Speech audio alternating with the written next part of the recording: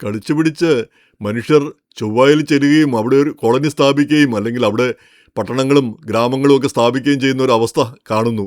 ഇപ്പം America കണ്ടുപിടിച്ചതുപോലെ America കണ്ടുപിടിക്കുകയും പിന്നെ ആളുകൾ ഇങ്ങോട്ട് കുടിയേറുകയും ചെയ്തതുപോലെ ചൊവ്വയിലേക്കും കുടിയേറുന്ന ഒരവസ്ഥ പ്രതീക്ഷിക്കാം. അങ്ങനെ സംഭവിച്ചു കൂടാഴികയൊന്നുമില്ല. ടെക്നോളജി അതിനുള്ള സംവിധാനങ്ങളെല്ലാം ഇന്നിപ്പോൾ ഉണ്ട്.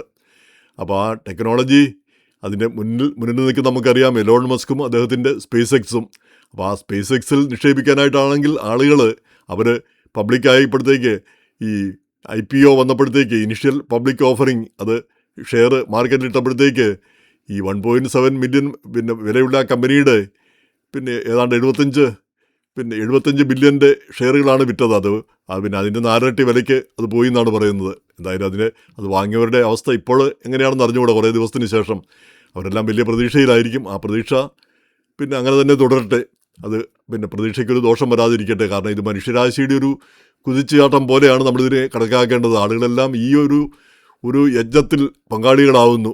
പണ്ട് ഈ അമേരിക്കയിൽ ഗോൾഡ് റഷ് എന്ന് പറഞ്ഞൊരു പിന്നെ പരിപാടി ഉണ്ടായിരുന്നു. അലാസ്കയിലും മറ്റും ഗോൾഡ് കണ്ടു എന്ന് പറഞ്ഞ് ഇവിടുന്നെല്ലാം ആളുകൾ, ഇവിടുന്ന് കാർപ്പറ്റ് ബാഗേഴ്സ് ഒന്നുമില്ലാത്തവരെല്ലാം അങ്ങോട്ട് വെച്ച് പിടിപ്പിച്ചു. അവിടെയെല്ലാം ചെന്ന് ഗോൾഡ് പിന്നെ കണ്ടെത്താനുള്ള ശ്രമം. അപ്പോൾ അതിനെപ്പറ്റി ചാർലി ചാപ്ലിൻ്റെ പിന്നെ വലിയൊരു സിനിമയും ഉണ്ടല്ലോ. അവിടെ തിന്നാനൊന്നും ഇല്ലാഞ്ഞിട്ട് ഷൂ പുഴുങ്ങി തിന്നുന്ന ആ ഒരു രംഗം ഇപ്പോഴും ഓർക്കുന്നുണ്ട്.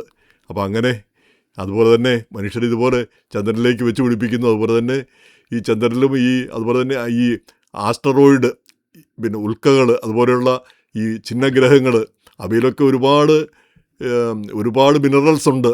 പ്ലാറ്റിനം അടക്കമുള്ള വിലപിടിച്ച മിനറൽസ് ഉണ്ട്. അപ്പോൾ അതൊക്കെ ഖനനം ചെയ്തെടുക്കാൻ നമുക്ക് ഭൂമിയിൽ കൊണ്ടുവരാം. ഇതെല്ലാം പിന്നെ ഇങ്ങനെയുള്ള നേട്ടങ്ങളെല്ലാം കൈവരിക്കാം. ഇതൊക്കെയാണ് സ്വപ്നങ്ങളാണോ?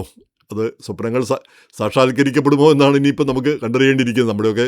നമ്മുടെ ജീവിതകാലത്തിൽ, എൻ്റെയൊക്കെ ജീവിതകാലത്തില്ലെങ്കിലും അടുത്ത 40-50 വർഷത്തിന് ശേഷം ഇതൊക്കെ സംഭവിച്ചു കൂടാഴികയില്ല. അപ്പോൾ ഇപ്പം തന്നെ സംഭവിച്ചാലും അതിശയപ്പെടേണ്ടതില്ല. നമ്മൾ ഒരു 2000-ൽ കണ്ട കാര്യങ്ങളല്ല നമ്മൾ ഇന്നിപ്പോൾ 2026 ഈ കാൽനൂറ്റാണ്ടിനിടയിൽ ഉണ്ടായ മാറ്റങ്ങൾ. പിന്നെ അത് പ്രത്യേകിച്ചും കമ്പ്യൂട്ടർ, ഇൻ്റർനെറ്റ് ഇങ്ങനെയൊക്കെയുള്ള കാര്യങ്ങളിലൂടെയാണ് ആ വിപ്ലവം ഉണ്ടാവുന്നത്. ഇന്നിപ്പം കമ്പ്യൂട്ടർ ആദ്യകാലത്ത് നമുക്കറിയാം ഡയലപ്പ് പിന്നെ കമ്പ്യൂട്ടറായിരുന്നു. ഡയൽ ചെയ്തിട്ട് ആ കമ്പ്യൂട്ടർ കണക്ഷൻ കിട്ടണം. കണക്ഷൻ കിട്ടിയാൽ തന്നെ സ്പീഡില്ല. അത് ഒരുപാട് സമയം ഉപയോഗിച്ചാൽ നമുക്ക് പൈസ കൊടുക്കേണ്ടി വരും. അങ്ങനെ നിരവധി പ്രശ്നങ്ങളായിരുന്നു. ഇന്നിപ്പം കമ്പ്യൂട്ടർ പിന്നെ ഇൻ്റർനെറ്റ് ഒക്കെ നിസ്സാര കാര്യങ്ങളായി മാറിയിരിക്കുന്നു. പിന്നെ എലോൺ മസ്കിൻ്റെ തന്നെ എർത്ത് ലിങ്ക് അവരും മറ്റു കമ്പനികളൊക്കെ ഉണ്ട്. ഈ ബഹിരാകാശത്ത് പിന്നെ ഈ ഉപഗ്രഹങ്ങളൊക്കെ സ്ഥാപിച്ചിട്ട് അത് മുഖേനയാണ് പിന്നെ ഈ നമ്മുടെ ഇൻ്റർനെറ്റിനെ ലിങ്ക് ചെയ്യുന്നത്. അപ്പം പിന്നെ അതിന് തടസ്സങ്ങളൊന്നുമില്ലാതെ ഇൻ്റർനെറ്റ് കിട്ടാനുള്ള സംവിധാനമാണത്. മുകളിലാകുമ്പോൾ തടസ്സങ്ങളൊന്നും വരുന്നില്ല. മറ്റ് തടസ്സങ്ങളൊന്നും ഇല്ലാതെ ആളുകൾക്ക് കിട്ടും. ഇപ്പോൾ തന്നെ മനുഷ്യരാശിയുടെ ഒരു 3-2 ഭാഗത്തിന് ഇത് ലഭ്യമാണ്. ഈ സ്റ്റാർലിങ്കിൽ നിന്നും അതുപോലെയൊക്കെയുള്ള മറ്റ് ഈ സ്പേസിൽ സ്ഥാപിച്ചിരിക്കുന്ന ഉപഗ്രഹങ്ങളിൽ നിന്നുള്ള സംവിധാനം, പിന്നെ അങ്ങനെയുള്ള ലിങ്കുകൾ. അപ്പോൾ അതിനിടയിലാണ് പിന്നെ വലിയ കമ്പനികൾ ഗൂഗിളും NVIDIAയും അതുപോലെയൊക്കെയുള്ള വലിയ കമ്പനികളെല്ലാം അവരുടെ പിന്നെ AI ടെക്നോളജി, ആർട്ടിഫിഷ്യൽ ഇൻ്റലിജൻസ് അതിനൊരുപാട് കമ്പ്യൂട്ടറുകളും ഒരുപാട് പിന്നെ ഇലക്ട്രിസിറ്റിയും വെള്ളവും എല്ലാം വേണം. നേരെ മറിച്ച് അത് പിന്നെ ബഹിരാകാശത്താണെങ്കിൽ ഇത്രയൊന്നും വേണ്ടി വരില്ല. അതിനുള്ള സംവിധാനം ഒരുക്കുകയാണ് ഈ കമ്പനികളെല്ലാം. അപ്പോൾ അങ്ങനെ ലോകം വലിയ രീതിയിൽ മാറിപ്പോയിക്കൊണ്ടിരിക്കുന്നു. നമ്മൾ ഈ കേരള രാഷ്ട്രീയത്തെ പറ്റിയൊക്കെ ചിന്തിച്ചുകൊണ്ടിരിക്കുമ്പോൾ ഇങ്ങനെയൊക്കെയുള്ള മാറ്റങ്ങൾ ലോകത്തിൽ ഉണ്ടായിക്കൊണ്ടിരിക്കുന്നു. അപ്പോൾ ഇന്നിപ്പം ഇതിനെപ്പറ്റി ഏറ്റവും ശ്രദ്ധേയമായൊരു കാര്യം ഞാൻ കണ്ടത് പിന്നെ ന്യൂയോർക്ക് പോസ്റ്റിൽ വന്ന ഒരു ലേഖനമാണ്. അത് എഴുതിയിരിക്കുന്നത് റെയ്നർ സെറ്റൽമാൻ എന്ന് പറഞ്ഞ അദ്ദേഹം ഒരു പുസ്തകം എഴുതിയിട്ടുണ്ട്. അദ്ദേഹം പറയുന്നത് ഈ ബഹിരാകാശത്ത് നമ്മൾ ചെന്നുവിട്ടാൽ അവിടെ ക്യാപിറ്റലിസമാണ് വരേണ്ടത്, മുതലാളിത്ത സമ്പ്രദായമാണ് വരേണ്ടത്. അല്ലാതെ സോഷ്യലിസം ഭൂമിയിൽ പരാജയപ്പെട്ടതാണ്. അതുകൊണ്ട് അത് ബഹിരാകാശത്ത് നിന്ന് മറ്റു രാജ്യങ്ങളിൽ ചെന്നാലും മറ്റ് ഉപഗ്രഹങ്ങളിൽ ചെന്നാലും അത് വിജയിക്കാൻ പോകുന്നില്ല. എന്ന് മാത്രമല്ല പിന്നെ ഈ ക്യാപിറ്റലിസം ഇപ്പോൾ ഈ ഉൽക്കകളിലും അതുപോലെയൊക്കെയുള്ള കാര്യങ്ങളിലെല്ലാം പ്ലാറ്റിനം പോലുള്ള വിലപിടിച്ച പിന്നെ മിനറൽസും പിന്നെ ധാതുക്കളും എല്ലാം ഉണ്ട്. എന്തുകൊണ്ടാണ് അത് ഖനനം ചെയ്യാൻ ആരും തയ്യാറാവാത്തത്? ഇതിൻ്റെ പ്രധാന കാരണം അത് പിന്നെ അതിന് ഈ സ്വകാര്യ സ്വത്തുക്കൾ അത് ഖനനം ചെയ്താൽ പിന്നെ പൊതുസ്വത്തായി പോകുന്ന ഒരു സ്ഥിതി ഇപ്പോഴുണ്ട്. പണ്ടെങ്ങാണ്ടോ ഒരു കരാറുണ്ടാക്കിയിട്ടുണ്ട്. ഈ സെലസ്റ്റിയൽ ബോഡീസ്, അതായത് ബഹിരാകാശത്തുള്ള ഈ പിന്നെ ഇങ്ങനെയുള്ള ചന്ദ്രനും ചൊവ്വായും പോലുള്ള ഗ്രഹങ്ങളിൽ ചെന്ന് കഴിഞ്ഞാൽ അതെല്ലാം പൊതു സ്വത്താണ്, ഭൂമിയിലുള്ള മനുഷ്യരുടെ എല്ലാം സ്വത്താണ്. അങ്ങനെ ഒരു കരാറോ മറ്റോ ഉണ്ടാക്കിയിട്ടുണ്ട്, എല്ലാവർക്കും തുല്യ അവകാശമാണ്. അപ്പോൾ അതിന് പകരം ഈ ക്യാപിറ്റലിസ്റ്റ് പണം മുടക്കുന്നവർക്കാണ് അവകാശം എന്ന് വന്നാൽ ആളുകൾ പണം മുടക്കുകയും അതിൽ നിന്ന് മുതലെടുക്കാൻ ശ്രമിക്കുകയും ചെയ്യുമെന്നാണ് അദ്ദേഹം സമർത്ഥിക്കുന്നത്. അതിൽ കുറച്ച് കാര്യമുണ്ടെന്ന് തോന്നുന്നു. ഇപ്പോൾ ഈ സ്പേസ് എക്സിന് തന്നെ ഇത്രയധികം ആളുകൾ പണം മുടക്കിയിരിക്കുന്നു, അവർ ഇൻവെസ്റ്റ് ചെയ്യാനായിട്ട് തയ്യാറായിരിക്കുന്നു.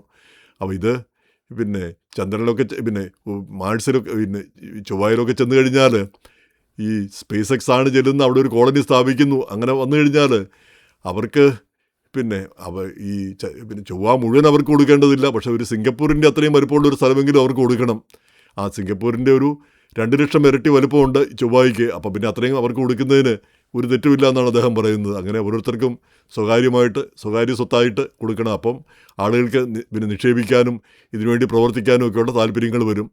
പിന്നെ അദ്ദേഹം പറയുന്ന മറ്റൊരു കാര്യം, പിന്നെ അത് ശ്രദ്ധേയമാണ്. നമ്മൾ ഈ പിന്നെ അവസാനമായിട്ട് മനുഷ്യൻ ചന്ദ്രനിൽ ഇറങ്ങിയത് 1972 അതിനുശേഷം പിന്നെ അമേരിക്ക കാര്യമായിട്ട് അങ്ങോട്ട് പോവുകയോ ആ പ്രോഗ്രാം അങ്ങ് പിന്നെ മുന്നോട്ട് പോയില്ല കാര്യമായിട്ട്. പിന്നെ 2000 ആയപ്പോഴത്തേക്ക് ഈ സ്പേസ് സ്റ്റേഷൻ പിന്നെ ഇൻ്റർനാഷണൽ പിന്നെ സ്പേസ് സ്റ്റേഷൻ അത് നിർത്തി.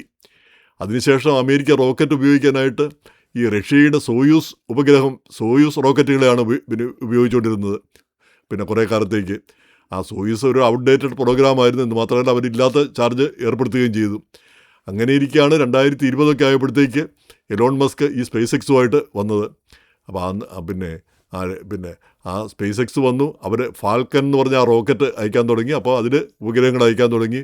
പെട്ടെന്ന് തന്നെ അമേരിക്ക ഈ രംഗത്ത് വീണ്ടും പഴയ പ്രതാപത്തിലേക്ക് തിരിച്ചു വന്നു. ഇപ്പം കഴിഞ്ഞ വർഷം ഏതാണ്ട് 365 റോക്കറ്റുകൾ അയച്ചതിൽ 165 എണ്ണം ഈ സ്പേസ് എക്സ് ആണ് അയച്ചത്. അതുപോലെ തന്നെ മറ്റ് പിന്നെ അമേരിക്കൻ സ്ഥാപനങ്ങൾക്കെല്ലാം പങ്കുണ്ട്. അപ്പോൾ അത് യൂറോപ്പിലെ മൊത്തം രാജ്യങ്ങൾ കൂടി ഒരു 20 എണ്ണം പോലും വിക്ഷേപിച്ചിട്ടില്ല എന്നാണ് പറയുന്നത്. അത് പിന്നെ അത്രയധികം വിക്ഷേപിക്കാനായിട്ട് ഇവർക്ക് കഴിഞ്ഞു. അപ്പോൾ ആ സ്വകാര്യ മേഖലയുടെ ഒരു കുതിച്ചുചാട്ടം പോലെയാണ് അദ്ദേഹം അതിനെ ചിത്രീകരിച്ചിരിക്കുന്നത്. എങ്ങനെയായാലും ഇത് എല്ലാം പിന്നെ നല്ലൊരു പിന്നെ പ്രതീക്ഷയാണ് നമുക്ക് നൽകുന്നത്. ഒരു ഗ്രഹം കൂടെ നമുക്ക് കിട്ടിയാൽ തിരക്കേടില്ല. അത് കിട്ടുകയാണെങ്കിൽ ഇപ്പം തന്നെ ഭൂമിയിൽ ആവശ്യത്തിൽ കൂടുതൽ സ്ഥലമുണ്ട് നമുക്കൊക്കെ. അത് പക്ഷേ ഈ പിന്നെ ഓരോ രാജ്യക്കാരും വളച്ചു കെട്ടിയിട്ട് വേറെ ആരും അങ്ങോട്ട് വന്നുകൂടാ.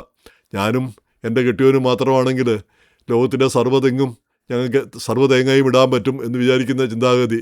ഇന്നിപ്പോൾ തന്നെ സ്റ്റീഫൻ മില്ലർ പറയുന്നത് കേട്ടു, ഹെയ്ത്തിക്കാരെ പിന്നെ ഹെയ്ത്തിയിലേക്ക് ഇവിടുന്ന് ആളുകളെ തിരിച്ചുവിടാനായിട്ട് പറ്റുമോ? അവിടുത്തെ സ്ഥിതി അതാണോ? അവിടുത്തെ നിയമവാഴ്ച ഒക്കെ വളരെ മോശമല്ലേ? അപ്പോൾ അദ്ദേഹം പറഞ്ഞത് ഹെയ്ത്തിക്കാർ ഹെയ്ത്തിയിലാണ് കഴിയേണ്ടത്, അത് അവരുടേതാണ്. അപ്പോൾ പിന്നെ അതിൽ മറ്റൊരു രീതിയിൽ ചിന്തിക്കേണ്ടതില്ല. അപ്പോൾ അങ്ങനെ ചിന്തിക്കാമോ? ഹെയ്ത്തിക്കാർ ഇവിടെ വന്ന് അവർക്ക് അമേരിക്കക്കാരാകാൻ പറ്റില്ലേ? നമ്മളൊക്കെ എല്ലാവരും തന്നെ എവിടുന്നെങ്കിലുമൊക്കെ വന്നവരാണ് എന്നുള്ളത് ഒരു വിഭാഗം മറന്നു പോകുന്നു. എനിവേ, നമുക്ക് ഈ ചൊവ്വ ദൗത്യം വിജയിക്കട്ടെ. ചൊവ്വയിൽ നമുക്കൊന്ന് പോയി ചൊവ്വയിൽ ഒരു സന്ദർശനം നടത്താൻ പറ്റിയാൽ അത് നല്ലൊരു കാര്യം തന്നെയാണല്ലോ.